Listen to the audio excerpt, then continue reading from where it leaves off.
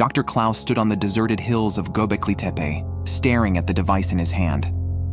The sun was preparing to set over the horizon, casting an orange light over the ancient stone structures.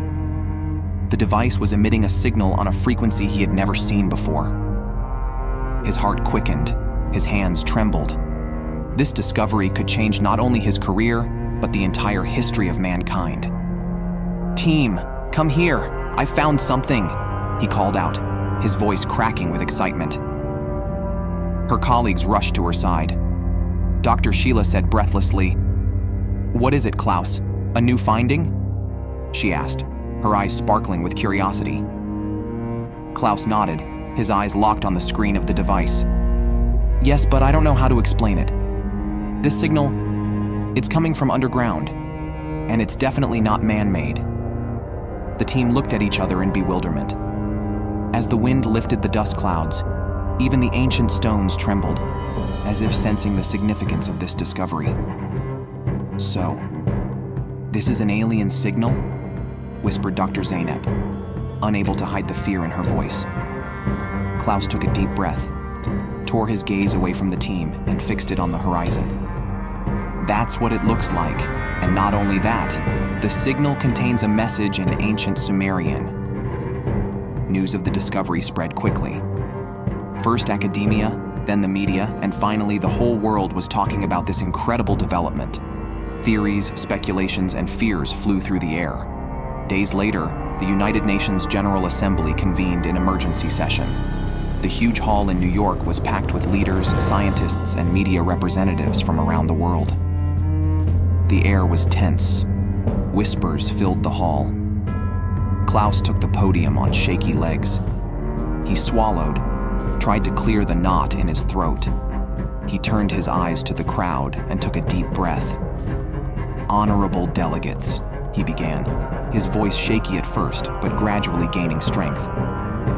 "The signal we discovered at Göbekli Tepe has helped us solve the greatest mystery in human history. It is a subject we have been studying, theorizing, and discussing for years. Civilizations that disappeared actually did not disappear." A murmur rose in the hall. Some delegates stood up. Some looked at each other in astonishment. Klaus raised his hand for silence and continued. "Ancient Sumer, Maya, Inca, Egypt, Atlantis, and many other civilizations were moved underground by aliens thousands of years ago.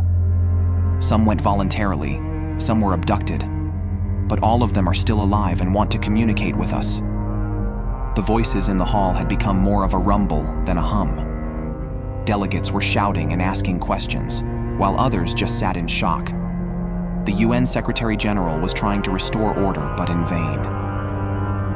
Klaus looked down at his notes and continued. "The messages we have received explain why these civilizations are hiding and why they want to come out now. But more importantly, it leaves us with a warning." At these words, the hall suddenly fell silent. Everyone held their breath, waiting for Klaus's next words. "There is a great danger in our galaxy, and we, all of humanity, above and below ground, must unite against this danger." Shockwaves swept the world. Humanity had learned that some of its roots were still alive. But no one was sure if this was good news or frightening news. Why had they been hiding? And why were they coming out now? What was this danger in the galaxy? Months passed. Excavations began all over the world. On every continent, in every ancient civilization, underground cities were discovered. But these cities were impossible to enter. An invisible energy barrier kept people out. Some countries tried to break through these barriers by force. Military operations were organized. High-tech weapons were used. But nothing worked. The barriers easily fended off every attack. Meanwhile, protests and riots broke out around the world. Some groups denied the existence of aliens and claimed it was all a conspiracy. Others began to worship the aliens, seeing them as saviors. Klaus and his team continued their work amidst this chaos. They were trying to find the source of the main signal in Göbekli Tepe. One day, Zane, a young archaeologist, came running excitedly. "Dr. Klaus, we found a portal. It's opening." Klaus and the team rushed breathlessly into the cave. Indeed, there was a glowing portal between the rocks. It emitted blue and white lights and made a faint humming sound. Klaus hesitantly reached out his hand. As soon as his fingertips touched the portal, a wave of energy enveloped his whole body. He had to close his eyes. For a moment, he felt his body disintegrating into atoms. In the blink of an eye, he found himself in a huge underground city. His eyes widened and his mouth hung open in amazement. The city stretched the limits of his imagination. The buildings were reminiscent of ancient Sumerian architecture, but built with high-tech materials. Crystal towers soared into the sky, glittering bridges connected the buildings. On the streets walked people dressed in Sumerian clothes. But these people's eyes were bright, golden. As Klaus looked around with bated breath, he heard a voice. "Welcome, Klaus. We've been waiting for you." He turned to see a tall man with golden eyes standing before him. He wore a long white robe and on his head was a crown with intricate symbols. "I am Enki, leader of this underground city," he said with a warm smile. Klaus stammered, "But isn't Enki a Sumerian god?" Enki smiled, thousands of years of wisdom shining in his eyes. "Not a god, just a being who lived a very long time. We are representatives of the alien race known as the Anunnaki. We came to Earth thousands of years ago and helped humanity evolve." Klaus was confused. Everything he had read and researched for years had been turned upside down. "So why did you hide? Why did you abandon us?" Enki's face turned serious. "We didn't hide. We tried to protect you. There was a great war in our galaxy. To keep Earth out of that war, we moved the most advanced civilizations underground. Now the danger of that war has passed, but a new and greater danger is at hand, and humanity must be ready to take to the stars to face it." As the days passed, Klaus discovered the underground city. All the wisdom of ancient civilizations was preserved here. Lost books, unknown technologies, forgotten languages. It was all here. Every day, he encountered a new miracle. One day, Enki took Klaus in front of a large holographic map. The map hung in the center of the room, and the stars and planets danced in 3 dimensions.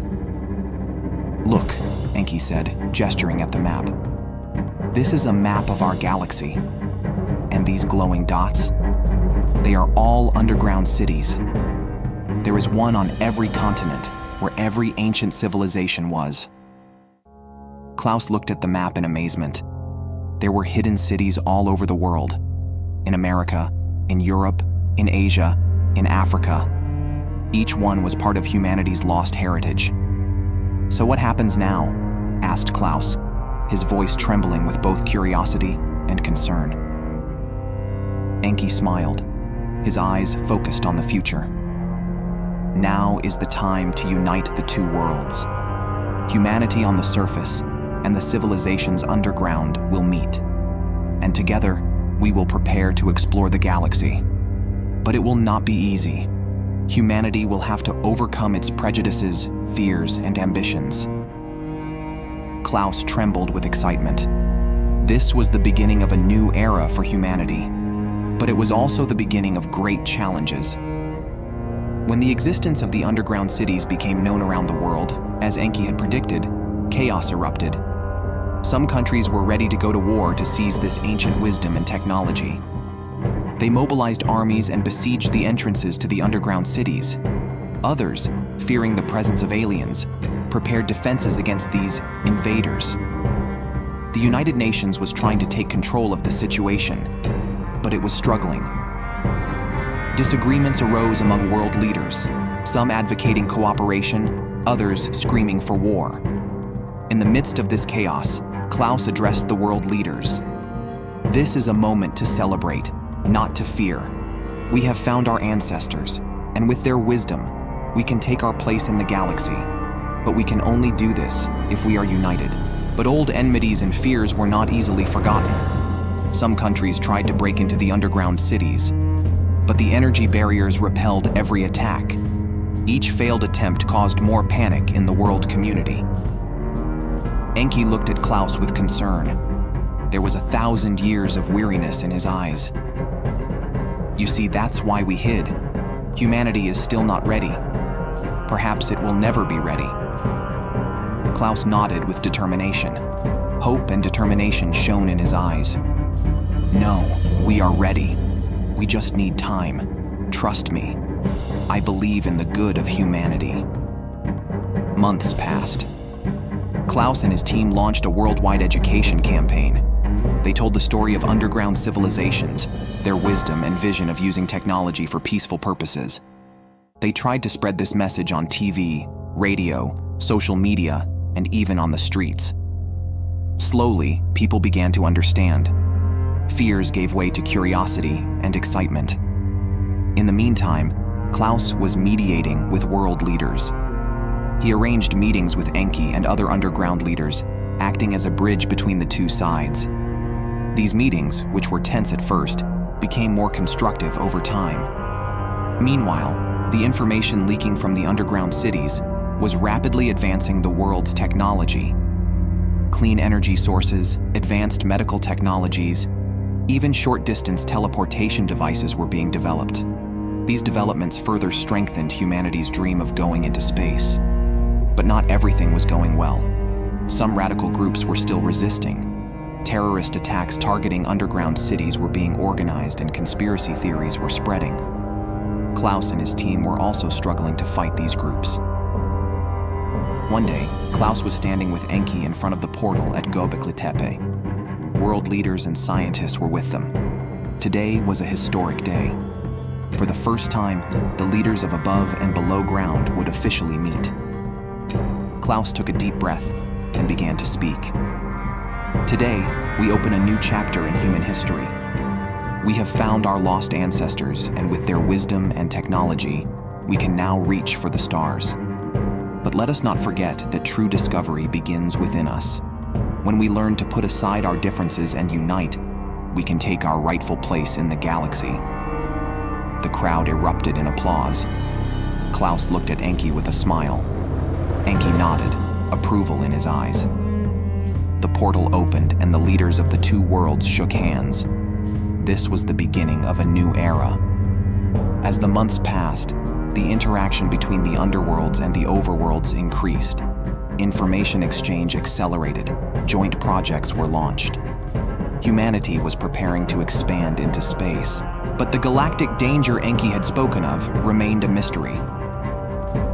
One day, Klaus and Enki were sitting in the observatory on the top floor of the underground city. A huge telescope was scanning the depths of space. Enki turned to Klaus with a serious expression. The time has come. I must tell you and humanity the truth. Klaus prepared to listen with curiosity. Enki continued. In our galaxy, there is an ancient and powerful race. We call them the Dark Ones. For thousands of years, they have been destroying developing civilizations. We do not yet know exactly why, but we know that Earth will be next. Klaus's eyes widened in fear. So what can we do? Enki smiled. That is why we are preparing you. If humanity and the Anunnaki work together, perhaps we can stop this threat. But it will take the whole planet uniting. Klaus nodded with determination. Then we know what we must do. We will keep working to unite humanity and reach for the stars. That day, a new era for humanity began. Underground and above ground, past and future, alien and human all came together. And together, they set out to explore the mysteries of the universe and prepare for the coming threat. Klaus was filled with excitement as he looked up at the stars. Who knows what adventures awaited them? What secrets would be solved? What new worlds would be discovered? And most importantly, how would they fight against this cosmic threat? One thing was certain. Humanity was no longer alone, and the future was far more complex and dangerous than we could ever imagine. But it was also full of infinite possibilities. Klaus turned to Enki and said, "We are ready. We are ready to do whatever it takes." Enki nodded. "Then let our journey begin. The fate of the galaxy is now in our hands." And so began humanity's greatest adventure. The secrets of underground cities, the depths of space, and the threat of a mysterious enemy. All these elements would shape the future of humanity.